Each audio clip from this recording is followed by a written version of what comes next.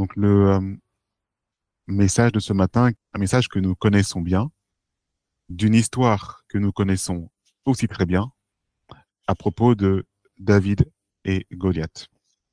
Sans doute, je rajouterai à ce message d'aujourd'hui une suite pour compléter tout ce que nous allons voir encore aujourd'hui. Donc, comme je vous le disais, c'est une histoire que nous connaissons bien et c'est une histoire que nous aimons raconter aussi à nos jeunes enfants. Nos garçons justement l'affectionnent, nous-mêmes en tant qu'hommes, nous l'affectionnons aussi. Et c'est l'histoire de David et de Goliath. Souvent dans nos réunions, cette histoire, eh bien, elle est lue et relue. On a souvent des moments de jeunesse qui sont organisés dans les églises où on se contente de lire l'histoire telle qu'elle est écrite dans la Bible. Et on ne se base que sur quelques, quelques faits. Et c'est généralement le fait que David descende sur le champ de bataille, abatte le géant, et puis souvent on s'arrête là. C'est-à-dire qu'on se base sur une simple lecture de cette histoire et que tout le reste, finalement, n'est qu'interprétation.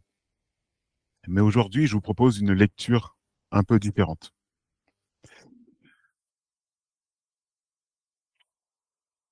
Est-ce que vous percevez à quel point nos enfants s'identifient facilement à David? Est-ce que vous vous souvenez quand vos garçons simulaient justement la rotation de la fronde avant d'aller pulvériser un Goliath de leur imagination? Quand votre frère ou votre ami vous disait, non, c'est moi qui fais David. Et quant à l'autre qui disait, bah, moi, j'ai pas envie de faire David, c'est toi qui feras, c'est moi qui ferai David et toi tu feras Goliath. Combien de jeunes gens imaginent David en jeune héros capable d'anéantir de redoutables dominations? Les enfants que nous avons été ont perçu David comme nos parents nous l'ont expliqué, c'est-à-dire en insistant sur la partie du combat, et ce qui fait le plus grand bonheur de nos enfants, bien sûr. Mais c'est surtout parce que c'était aussi plus facile à raconter comme cela. Et parfois, nous-mêmes, adultes, nous considérons le jeune David comme un héros, et à juste titre. Mais la question c'est, que dit David de lui-même? Que dit David de lui-même? Nous pouvons le lire dans 1 Samuel 18 et le verset 18. Et David répondit à Saül, qui suis-je et quelle est ma vie et la famille de mon père en Israël, que je sois gendre du roi? Qui suis-je pour devenir le gendre du roi? Alors David vient à l'instant d'anéantir l'ennemi public numéro 1 d'Israël. Et que dit-il de lui-même? Il ne se rend pas plus important que cela. Il ne s'élève pas, ni lui, ni sa famille. Quel trait de caractère voyons-nous ici, très clairement, si ce n'est de l'humilité? Lorsque David prononce ces paroles qui le concernent, le roi souhaitait faire de lui son gendre, en lui donnant sa fille aînée après sa victoire contre Goliath. Dans le livre des Proverbes 25 et les versets 6 à 7, il est dit, ne t'élève pas devant le roi et ne prends pas la place des grands, car il vaut mieux qu'on te dise, monte ici, que l'on t'abaisse devant le prince que tes yeux voient. Certainement, David appliquait déjà ces paroles, puisque visiblement son propre fils les a écrites dans le livre des Proverbes. Cela doit immédiatement nous remettre en mémoire une parabole de Christ, que l'on retrouve dans Luc au chapitre 14 et les versets 7 à 11. Luc au chapitre 14 et les versets 7 à 11. Il adressa ensuite une parabole aux conviés, en voyant qu'ils choisissaient les premières places. Et il leur dit, lorsque tu seras invité par quelqu'un à ses noces, ne te mets pas à la première place, de peur qu'il n'y ait parmi les invités une personne plus considérable que toi, et que celui qui vous a invité, l'un et l'autre, ne vienne te dire, cède donc ta place à cette personne-là. Tu aurais alors la honte d'aller occuper la première place. Mais lorsque tu seras invité, va te mettre à la dernière place, afin que, quand celui qui t'a invité viendra, il te dise, mon ami, monte plus haut. Alors cela te fera honneur devant tous ceux qui seront à table avec toi. Car quiconque s'élève sera abaissé, et quiconque s'abaisse sera élevé. La dernière fois que nous avons raconté l'histoire de David et de Goliath à nos enfants, est-ce qu'on leur a parlé d'un David en toute humilité, d'un David humble? A-t-on dit à nos enfants que David ne cherchait pas à être plus grand et plus fort? A-t-on dit qu'il avait le plus grand respect aussi pour les autorités? Nous avons sans aucun doute parlé du courage sur le champ de bataille, de son courage sur le champ de bataille. Ça, mes amis, c'est du réchauffé. Mais avons-nous parlé de David comme il parle de lui-même, en toute humilité? En entrant plus en détail dans l'histoire du jeune David, nous percevons quels traits de caractère il nous faut absolument expliquer à nos enfants. Et vous verrez que l'audace, la force et le courage ne sont pas les premières qualités de ce jeune homme. Ce sont bien des qualités de David, certes, mais ce ne sont pas les premières. Donc, retenons premièrement, nous venons de voir l'humilité. Il y a aussi un autre aspect de la vie de David qui est aussi l'obéissance. Et sans obéissance, toute l'histoire de David et Goliath n'aurait pas existé. L'obéissance est l'une des premières qualités du jeune David, car les premiers instants de David dans cette histoire avec Goliath commencent par un acte d'obéissance. Et c'était lorsque le jeune homme, encore berger, obéissant à son père, se rend sur le champ de bataille pour apporter des vivres et pour prendre des nouvelles de ses frères. Lisons ensemble dans 1 Samuel 17 et les versets 17 à 22. 1 Samuel 17 et les versets 17 à 22. Isaïe, aussi appelé Jessé, Isaïe ou Jessé, c'est la même personne, c'est le nom du père de David. Isaïe dit à David, son fils, prends pour tes frères cet épha de grains rôtis et ces 10 pains, et cours au champ vers tes frères. Porte aussi ces 10 fromages au chef de leurs milliers. Tu verras si tes frères se portent bien. Et tu m'en donneras des nouvelles sûres. Ils sont avec Saül et tous les hommes d'Israël dans la vallée des Térébintes, faisant la guerre aux Philistins. Nous pouvons lire ici que David a reçu plusieurs ordres de la part de son père. Premièrement, son père lui dit, prends pour tes frères cet épha de grain. Ensuite, cours vers tes frères. Ensuite, renseigne-toi pour savoir s'ils se portent bien. Prends, cours et cherche à savoir si tes frères se portent bien. Tels sont les 3 ordres que David a reçus de la part de son père. Reprenons à partir du verset 20. David se leva de bon matin, il laissa les brebis à un gardien, prit sa charge, premièrement, et partit comme Isaïe le lui avait ordonné. Donc ça veut dire en courant, puisque son père lui avait dit cours. Lorsqu'il arriva au camp, l'armée était en marche pour se ranger en bataille et poussait des cris de guerre. Israël et les Philistins se formèrent en bataille, armée contre armée. David remit les objets qu'il avait entre les mains entre les mains du gardien des bagages, qui lui-même, on y peut imaginer, les remettra ensuite au chef des milliers. Puis qu'est-ce qu'il fit? Il courut vers les rangs de l'armée. Et aussitôt arrivé, il demanda à ses frères comment ils se portaient. David a fait exactement ce que son père, Isaïe, lui a demandé de faire, lui a ordonné. Et cela se fait au verbe près et à la lettre. Prends, David prend. Cours, David court. Renseigne-toi sur tes frères. David se renseigne sur ses frères. Alors, lorsque nous confions une commission à nos enfants, est-ce qu'ils font exactement ce que nous leur avons demandé?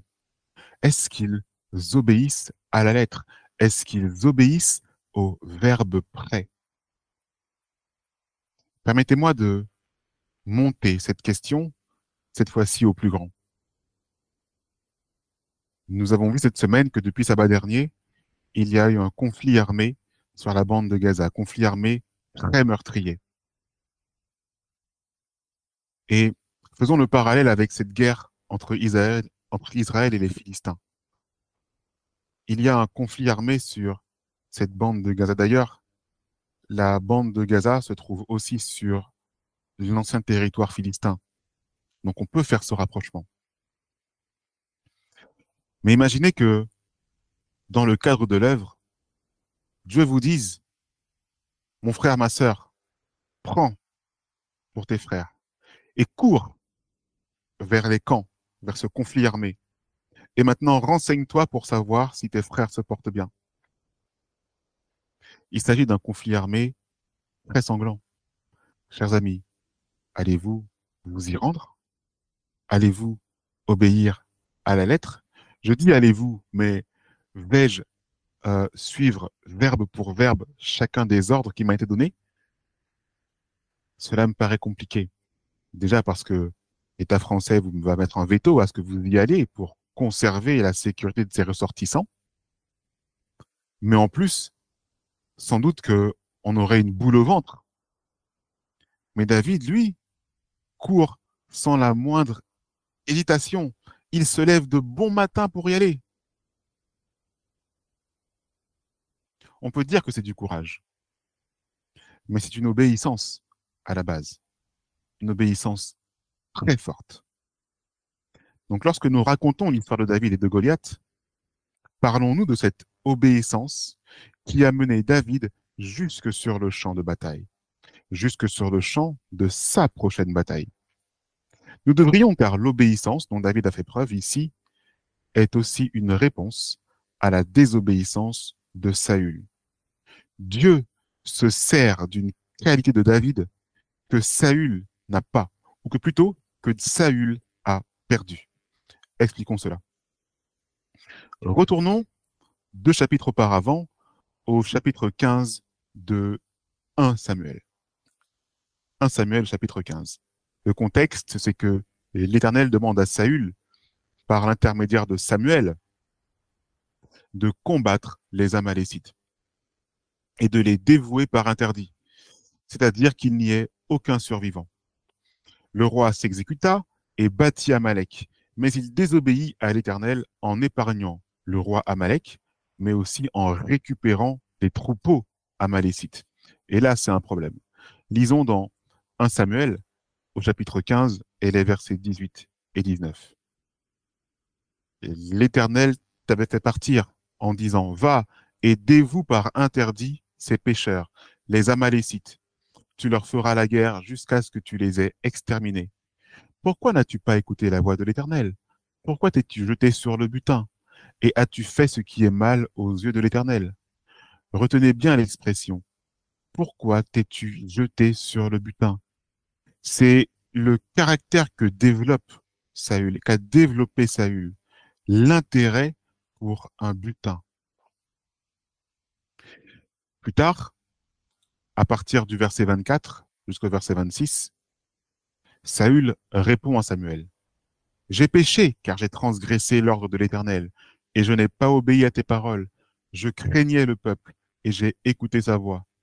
Maintenant, je te prie, pardonne mon péché, reviens avec moi et je me prosternerai devant l'Éternel.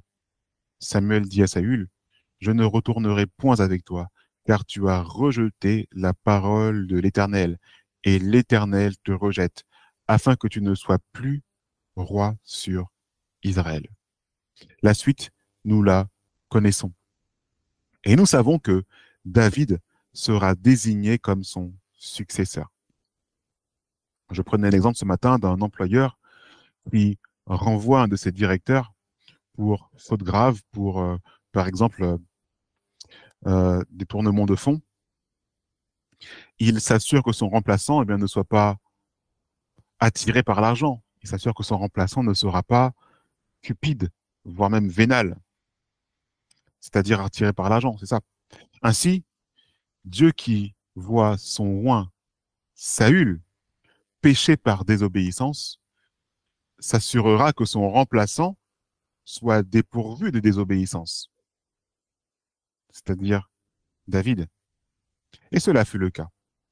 Saül, désobéissant, est remplacé par David, obéissant. Et ce n'est pas la première fois que Dieu opère de cette manière. Dans la colonne bleue, on voit qu'il y a, quand un homme important a un problème, il est remplacé par un enfant aux qualités contraires, c'est-à-dire sans ce problème. On a le cas du roi Saül, en orange, qui a désobéi, c'est le problème qu'il avait, qui est donc remplacé par David, un jeune homme obéissant. Et on a aussi le sacrificateur Élie, qui, n'ayant plus de vision, c'est aussi par désobéissance, est remplacé par Samuel, un jeune homme humble, obéissant, mais qu'on appelle aussi le voyant, parce qu'il a, lui, des visions. Ainsi, lorsque Dieu a un problème avec un homme, il le remplace avec un autre jeune homme n'ayant pas ce problème. Donc on voit à travers cette analyse l'enjeu de l'obéissance de David. Encore une fois, lorsque nous racontons cette histoire à nos enfants, est-ce que nous parlons, est-ce que nous insistons sur cette obéissance? Il le faudrait parce qu'il a été choisi pour cette qualité. Pendant que Samuel faisait passer devant lui les fils d'Isaïe ou de Jessé, selon les versions, Dieu lui dit une phrase qu'il nous faut absolument retenir et que nous connaissons parfaitement bien, qui se trouve dans 1 Samuel, au chapitre 16 et le verset 7. Et l'Éternel dit à Samuel, ne prends point garde à son apparence et à la hauteur de sa taille, car je l'ai rejeté. Et l'Éternel ne considère pas ce que l'homme considère. L'homme regarde à ce qui frappe les yeux, mais l'Éternel regarde au cœur. Cette phrase a été prononcée au moment où, euh, où le plus grand des frères de David, Eliab, je crois, passait devant Samuel. Mais aujourd'hui, est-ce que nous aussi, on ne fait pas la même erreur à propos de David? En nous disant, ben, David, avec sa fronde, il a quand même anéanti Goliath. Oh, David, il est courageux. Oh, David, il est fort. Oh, David, il est puissant. Et si je devais convertir cette phrase dans la situation de David, on dirait, ne prends point garde à son aisance et à la fronde et à sa force pour tuer un lion ou un ours. Mes amis, l'Éternel ne considère pas ce que l'homme considère. L'homme regarde à ce qui frappe les yeux, mais l'Éternel regarde au cœur. C'est pour ça qu'il nous faut nous recentrer concernant le personnage de David sur ses qualités premières, bien avant le courage, bien avant sa force. Lorsque nous racontons l'histoire de David et de Goliath à nos enfants, nous devrions leur parler en toute priorité de l'humilité de David et de son obéissance à la lettre, sans lequel cette histoire n'existerait pas. Si David n'avait pas obéi à son père, jamais il ne se serait retrouvé sur le champ de bataille et jamais il n'aurait affronter Goliath. Point à la ligne. Poursuivons l'analyse du caractère de David. Fraîchement arrivé sur le champ de bataille, le jeune berger capte les paroles des Israélites. Lisons cela dans 1 Samuel 17 et le verset 25. Et nous allons voir à travers ces quelques versets dans quel piège sont tombés les Israélites. Et ce piège a été créé, formé, construit par Goliath lui-même. Lisons le livre de 1 Samuel au chapitre 17 et le verset 25. Donc lorsque David arrive, il entend les paroles suivantes. Avez-vous vu s'avancer cet homme? C'est pour jeter à Israël un défi qu'il s'est avancé. Si quelqu'un le tue, le roi le comblera de richesses. Il lui donnera sa fille et il affranchira la maison de son père en Israël. Et au verset suivant, David dit aux hommes qui se trouvaient près de lui, que fera-t-on à celui qui tuera ce Philistin et qui ôtera l'opprobre de dessus Israël? Alors ma question, David n'avait-il pas entendu ce qu'avaient dit ces hommes? Ce qu'avaient dit ces soldats? Mais bien sûr que si. David a bien entendu les paroles des soldats, mais il leur demande de se répéter. Et les soldats répondent exactement la même chose. Nous avons lu le verset 25, nous venons de lire le verset 26. Regardez ce que nous avons au verset d'après, au verset 27. Le peuple, répétant les mêmes choses, lui dit, c'est ainsi que l'on fera à celui qui le tuera. Ici, il y a clairement une chose qui fait réagir David. Et c'est à propos de ce que l'on fera à celui qui battra, à celui qui tuera le Philistin. Ce que les soldats lui répondent le tourmente. Il le tourmente tellement qu'il ne peut s'empêcher de poser encore et encore la question. Ce matin, je prenais l'exemple, imaginez que je rentre à la maison et que je dise à mon épouse, tu sais, en rentrant, j'ai abîmé la voiture. Elle me dira, quoi? Qu'est-ce qui s'est passé? Pourtant, je suis certain qu'elle a entendu ce que je viens de dire. Alors, je vais répéter, en rentrant, j'ai abîmé la voiture. Va-t-elle encore répéter la question, mais quoi? Que s'est-il passé? Ce serait étonnant, n'est-ce pas? Et c'est pourtant ce que David va encore faire. Poursuivons encore quelques versets plus loin, au verset 30. Et il se détourna de lui pour s'adresser à un autre et fit les mêmes questions, encore et encore, encore et encore. Et le peuple lui répondit exactement comme pour la première fois.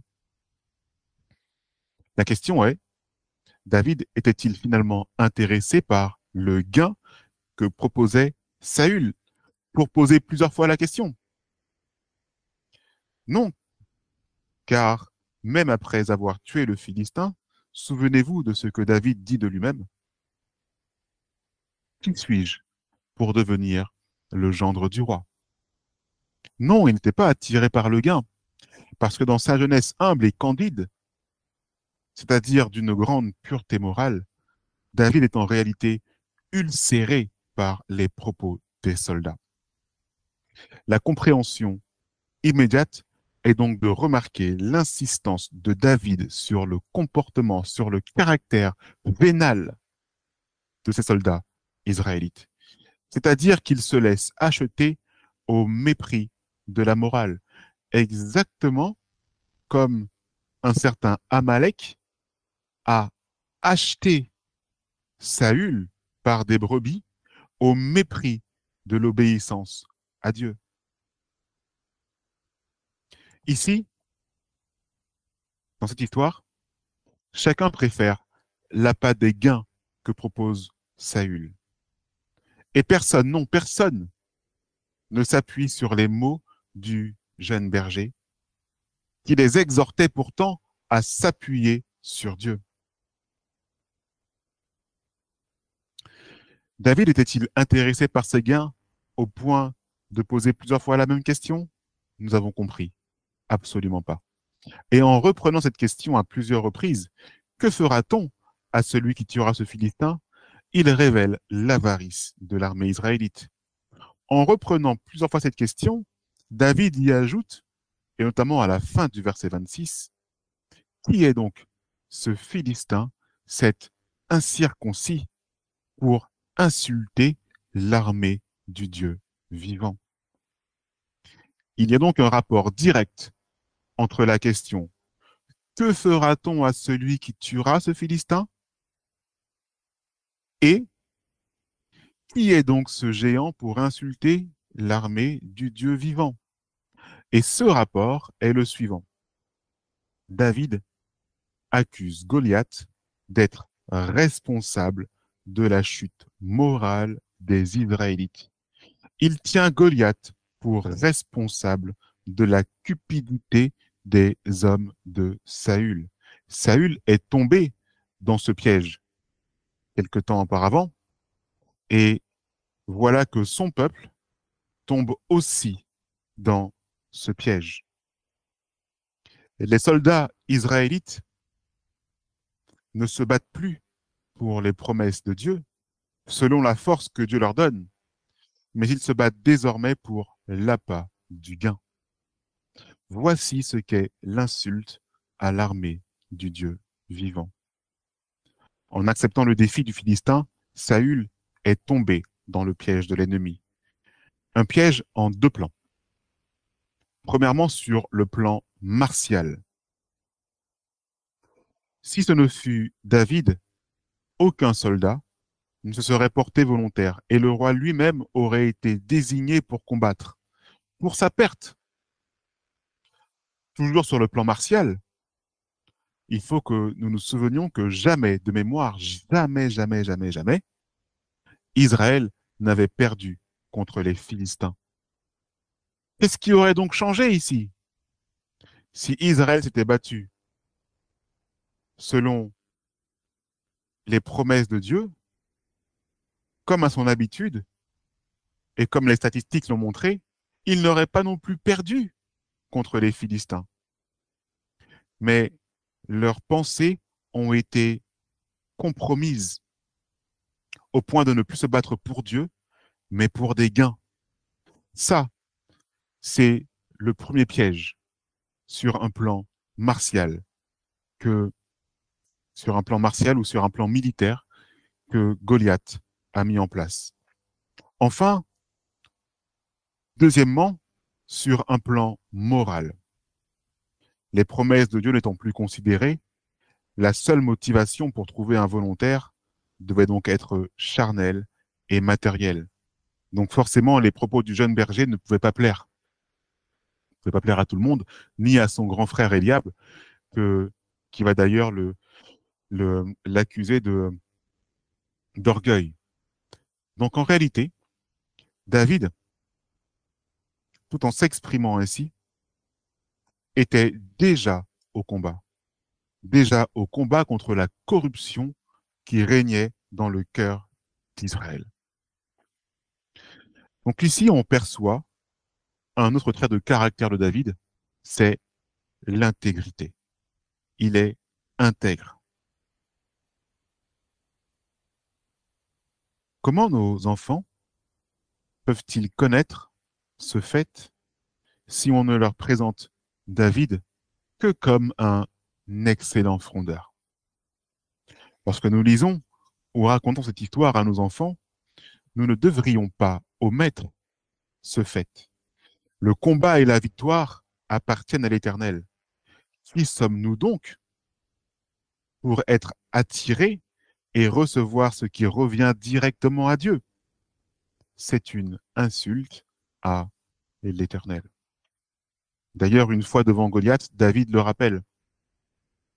Il rappelle à tous que la victoire appartient à l'Éternel. 1 Samuel 17 et le verset 47. Jamais, mes amis, jamais Dieu ne fonctionne par l'appât du gain. Jamais Dieu ne fonctionne avec une carotte, cette carotte que l'on met devant un âne pour le faire avancer. ce serait nous rendre cupides. Lui obéir pour l'appât du gain. Dieu ne veut pas que nous soyons des mercenaires, mais des volontaires obéissants, prêts à lui remettre ce qui lui revient de droit, c'est-à-dire le règne, la puissance et la gloire. Amen. Amis des peuples, rendez à Amen, l'Éternel, amen, amen. rendez à l'Éternel gloire et honneur. Celui qui se porte volontaire selon les conditions cupides de Saül a la volonté de se positionner au-dessus des autres. Il veut devenir un héros ou peut-être le héros du pays. Les jeux, le travail, les sports, notamment les compétitions, l'éducation moderne et même les médias, tout cela est au service de la cupidité. Cela met en avant une carotte pour que nous donnions le meilleur de nous-mêmes. De l'or et de la gloire pour qui battra ses adversaires. Un diplôme et un meilleur salaire pour l'étudiant qui sera meilleur que les autres. Quant à ceux qui ne se plient pas à ces règles de cupidité, ils tombent dans l'oubli et la disgrâce. Attention, chers amis, fonctionner selon les principes d'ego de cette société, c'est tomber dans le piège de l'ennemi, c'est tomber dans le piège de Goliath. Jamais Dieu ne fonctionne à la carotte. Il ne nous rend pas concurrents les uns des autres. Et si toutefois nous croisons dans nos lectures de la Bible des promesses ou des bénédictions de la part de Dieu, remarquez alors que les conditions ne sont pas combat tes ennemis, sois courageux, sois fort, sois le meilleur parmi tes frères, alors tu auras la bénédiction. Non, non, ça ne se fait jamais comme ça. Jamais les conditions d'une promesse de Dieu pour obtenir une bénédiction ne seront liées à une quelconque capacité humaine. Mais bien au contraire, Dieu dit, reviens à moi, rends-moi la gloire qui m'est due, observe mes commandements et ne te conforme pas au siècle présent. Sois rempli d'humilité, obéissant, intègre et droit, alors tu obtiendras. 3 petits points. Nous avons un exemple dans le livre de Deutéronome, au chapitre 28 et le verset 1 et 2, qui dit « Si tu obéis à la voix de l'Éternel ton Dieu, en observant et en mettant en pratique tous ces commandements que je te prescris aujourd'hui, l'Éternel ton Dieu te donnera la supériorité sur toutes les nations de la terre. Voici toutes les bénédictions qui se répandront sur toi et qui seront ton partage lorsque tu obéiras à la voix de l'Éternel, ton Dieu. » Comment l'homme peut-il être supérieur aux autres nations? Est-ce grâce à sa propre force? Est-ce grâce à la gloire de sa magnificence, comme dirait un certain roi? Non, c'est en observant et en mettant en pratique ses commandements. C'est selon des critères divins et non pas sur des critères humains. Les conditions pour obtenir une telle promesse n'ont rien à voir avec nos capacités humaines de force ou de courage, de niveau scolaire ou de capacité sportive. Jamais Dieu ne nous demande d'être supérieurs aux autres pour obtenir ces bénédictions. Car quiconque s'élève sera abaissé et quiconque s'abaisse sera élevé. Si je reviens dans Deutéronome au chapitre 28, et notamment au verset 13, ce texte que souvent nous interprétons assez mal, qui dit « L'Éternel fera de toi la tête et non la queue. Tu seras Amen. toujours en haut et tu ne seras jamais en bas. Lorsque tu obéiras aux commandements de l'Éternel ton Dieu, que je te prescris aujourd'hui, lorsque tu les observeras et que tu les mettras en pratique. L'Éternel fera de toi la tête et non la queue. nous dit ce verset. On croit ici que Dieu ici justifie les positions dominantes. Soit la tête et non la queue, soit supérieur, soit plus fort qu'eux. On croit ici que Dieu est en train de dire cela, de la supériorité vis-à-vis des autres. Alors, qu'est-ce qui se passe? On voit pulluler ça et là, notamment sur les médias protestants et aussi sur les médias adventistes nominaux, des méditations de jeunesse avec des titres très accrocheurs, du genre Dieu veut que tu sois un gagnant et non un perdant. Par exemple, Dieu veut que tu sois le meilleur dans tout ce que tu fais. Sous-entendu, dans tout ce que la société propose également. Mais mes amis, cela est une fausseté. Ça, c'est le plan de Goliath. Ça, c'est le piège de Goliath. Dieu n'encourage pas la concurrence et l'esprit de compétition. Voici comment est-ce qu'il faut comprendre la tête et la queue, et nous avons la réponse dans Ésaïe au chapitre 9, le verset 14 ou 15, selon les versets bibliques, selon les versions bibliques. Qu'est-ce que la tête et qu'est-ce que la queue? L'ancien et le magistrat, c'est la tête. Et le prophète qui enseigne le mensonge, c'est la queue. Mes amis, entre un ancien et un prophète, le niveau est le même. Ils ont deux fonctions différentes, mais le niveau est le même. Vous êtes tous frères, nous dit la parole de Dieu. Alors il n'y en a pas un supérieur que l'autre. Lorsque nous disons ici que la tête est supérieure à la queue, nous sommes dans un contexte de compétition. Mais ce n'est pas ce qui est écrit ici. Nous sommes égaux. En revanche, lorsqu'on parle de queue, on parle de prophètes qui enseignent le mensonge, de prophètes qui enseignent la fausseté. L'ancien et le magistrat, c'est la tête, et le prophète qui enseigne le mensonge, c'est la queue.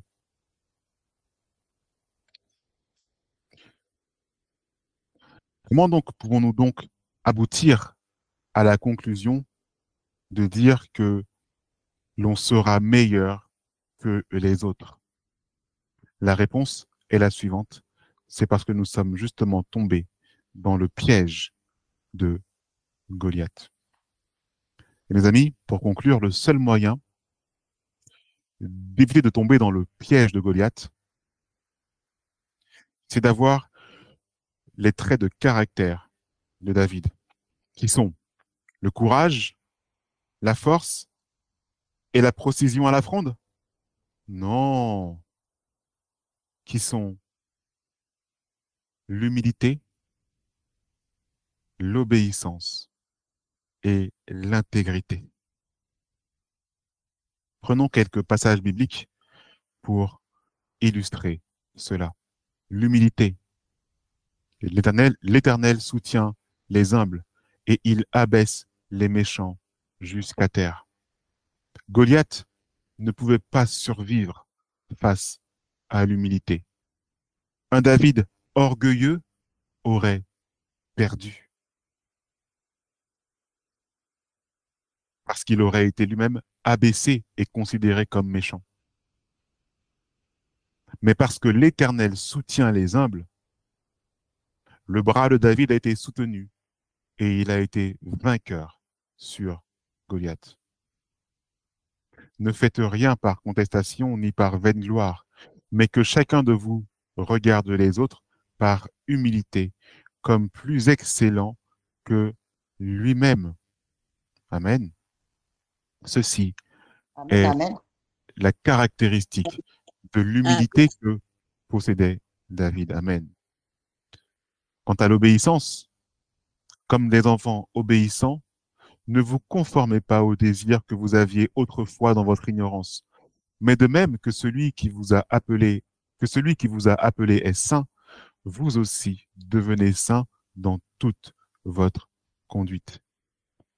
Je rappelle encore une fois qu'il n'y aurait pas eu d'histoire de David et de Goliath si David n'avait pas obéi au doigt et à l'œil et verbe pour verbe aux ordres de son père. David ne serait jamais arrivé sur le champ de bataille et son humilité ne lui aurait pas apporté de victoire s'il n'avait pas été obéissant. L'un va donc de pair dans cette bataille contre Goliath, dans cette bataille contre le Philistin. Et enfin, autre trait de caractère que l'on découvre peut-être, mais que l'on doit connaître parfaitement, c'est l'intégrité. Celui qui marche dans l'intégrité marche en assurance, mais celui qui pervertit ses voies sera découvert. Si David avait été attiré par l'appât du gain, il aurait perdu toute humilité devant Saül qui lui propose sa fille en mariage. Parce qu'il aurait dit, ah, mais ma famille c'est Jessé, ma famille c'est Isaïe. Eliab n'était-il pas l'un de tes combattants? Je suis fait pour ça. Tu peux me donner ta fille. Il aurait perdu. Il aurait perdu. Sans doute que ça n'aurait même pas été jusque-là parce qu'il aurait perdu. Sans l'intégrité, il n'y aurait pas eu d'humilité. Et sans obéissance, il n'aurait pas pu manifester son intégrité sur le champ de bataille. Alors David les fit paître suivant l'intégrité de son cœur et les conduisit par la sagesse de ses mains. On peut même penser ici que David, pour le reste des soldats, est en train de les paître selon l'intégrité de son cœur, en les enseignant à ne plus dépendre, à ne plus accepter l'appât du gain, mais au contraire, d'être humble comme lui est humble, d'être intègre comme lui est intègre, et d'être obéissant à Dieu comme lui est obéissant à Dieu. Quelles sont les caractéristiques de David qui font que nous pouvons aujourd'hui être trouvés victorieux et éviter le piège de Goliath. Le piège de Goliath qui, je vous le rappelle, consiste à nous faire perdre toute obéissance à Dieu en nous attirant par l'appât du gain. Résultat, on perd l'intégrité et ayant perdu l'obéissance à Dieu et l'intégrité, nous devenons orgueilleux et nous perdons l'humilité. Un seul combattant pouvait donc vaincre ce Goliath, c'est donc David, dont les trois caractéristiques étaient l'humilité, l'obéissance et l'intégrité. Puisse Dieu nous former et nous octroyer, nous donner ces traits de caractère et que nous puissions les développer en nous, que ce soit dès maintenant, durant la semaine, mais aussi pendant tout le temps que nous avons à passer sur cette terre, que nous puissions développer ce trait de caractère. Parce que devant nous sont encore de grands défis. Goliath nous propose encore un grand défi que nous allons voir sans doute une autre fois. Et pour pouvoir répondre à ce défi, il faut qu'il y ait des David parmi nous. Puisse Dieu vous bénir et vous fortifier par ses paroles. Amen. Amen. Amen. Amen. Amen. Wow. Amen. Amen. Amen. Prenons la position adéquate pour la prière. Notre Dieu, notre tendre Père, nous te remercions parce qu'aujourd'hui, tu nous instruis chaque sabbat, Seigneur, sont des flots de lumière que tu nous donnes et qui nous instruisent pour notre salut. Tu as mis devant nous cette Bible qui contient les récits et les histoires d'hommes et de femmes dont les traits de caractère doivent nous inspirer à nous qui vivons durant ces temps de la fin. Et pour pouvoir survivre durant les temps de la fin, pour pouvoir survivre devant les géants et devant les Goliaths qui sont encore devant nous, il nous faut ces traits de caractère, d'humilité, d'obéissance et d'intégrité. L'un ne va pas sans l'autre. Ô Dieu, Seigneur, que tu puisses nous aider à développer ces traits de caractère par l'intermédiaire aussi de ton Fils Jésus qui nous a enseigné par sa propre vie, à ne pas chercher comme une proie à arracher, à être semblable à nos supérieurs, mais bien au contraire, à rester des serviteurs. Merci Seigneur pour la vie de Jésus-Christ que tu nous as donnée et qui par son humilité, son obéissance et son intégrité nous permet désormais d'être filles et fils de Dieu. Amen. Gloire te soit rendue au Père pour l'intervention de ton Fils Jésus, mais aussi pour ces hommes que tu as placés comme David pour que nous soyons formés. Au nom de Jésus, nous te prions et pour ta gloire. Amen. Amen. Amen, amen, amen.